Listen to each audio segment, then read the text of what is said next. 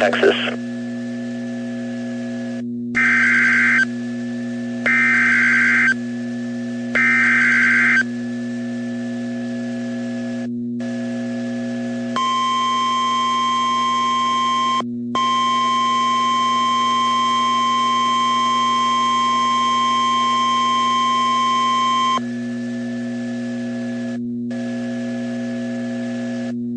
The National Weather Service in Fort Worth has issued a tornado warning for northeastern Parker County and north central Texas, northwestern Tarrant County and north central Texas, until 2 p.m.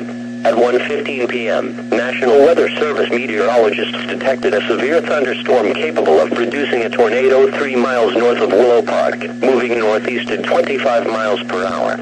The tornado will be near Sanctuary and Lakeside around 1:30 p.m., Hazel and Reno around 1:35 p.m., Pelican Bay and Briar around 1:40 p.m., Eagle Mountain and Saginaw around 1:45 p.m., Pecan Acres and Newark around 1:50 p.m. Evacuate mobile homes for a storm shelter or permanent building. If no shelter is available, lie flat in the nearest ditch and cover your head.